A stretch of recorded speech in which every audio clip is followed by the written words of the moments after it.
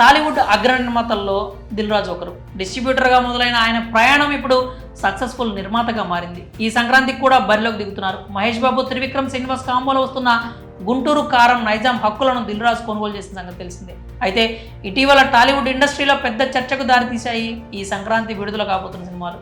హనుమాన్, గుంటూరు కారం, సైంధవ్, నాసామిరంగా సినిమాలు ఈ పండగ రేసులో పోటీకి సిద్ధంగా ఉన్నాయి.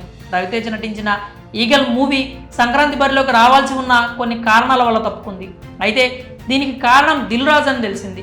ఆయన మంత్రాలు చేయడం వల్లే ఈగల్ తప్పుకుందని తెలుస్తోంది.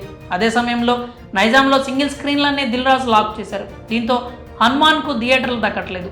ఈ విషయంపై దిల్ రాజుకు బెదిరింపులు కూడా వస్తున్నాయట. హనుమాన్ కోసం విశ్వ హిందూ పరిషత్, బజరంగ్ దళాలు రంగంలోకి దిగినట్లు తెలుస్తోంది. దిల్ రాజుకు ఫోన్లు చేసి బెదిరిస్తున్నారట. దేవుడితో పెట్టుకోకు, హనుమాన్ సినిమాకి ఎక్కువ థియేటర్స్ ఇవ్వు, లేదంటే లీగల్ నోటీసులు పంపుతామంటూ అల్టిమేటం జారీ చేశారట. దీంతో దిల్ రాజు సమస్యల్లో పడ్డారని ఇండస్ట్రీలో గుసగుసలు వినిపిస్తున్నాయి.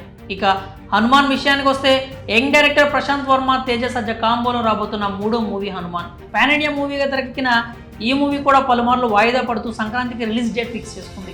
జనవరి 12న విడుదల తేదీని ప్రకటించింది. ఇదే సమయంలో మహేష్ బాబు, త్రివిక్రమ్ కాంబోలో వస్తున్న మూడో చిత్రం గుంటూరు కారం కూడా ఇదే రోజు విడుదలవుతోంది. వీటికి తోడు బడా హీరోస్ మూవీస్ ఉండనే ఉన్నాయి. అయితే ఎవరికి వారే గెలుపుపై ధీమా వ్యక్తం చేస్తూనే దానికి తగ్గట్లు పావులు కదుపుతున్నారు. గుంటూరు కారం డిస్ట్రిబ్యూటర్గా దిల్ రాజు మహేష్ సినిమాకు సింగిల్ స్క్రీన్లన్నీ లాక్ చేశారు. అలాగే అతడే స్వయంగా రంగంలోకి దిగి ఈగల్ మూవీని అగ్రిమెంట్ మీద పోస్ట్పోన్ చేయించారని టాక్. దీంతో ఎన్నో ఆశలతో, అంచనాలతో దిగుతున్న హనుమాన్ మూవీకి థియేటర్లు దొరకడం తలనొప్పిగా మారింది. దీనిపై దిల్ రాజుకు కూడా నెగిటివిటీ వచ్చింది. అతడిపై ట్రోల్స్ చేస్తున్నారు. ఇప్పుడు ఏకంగా బెదిరింపులే వచ్చినట్లు తెలుస్తోంది. మరి ఈ వ్యవహారంపై మీ అభిప్రాయం ఏంటో కామెంట్స్ రూపంలో తెలియజేయండి.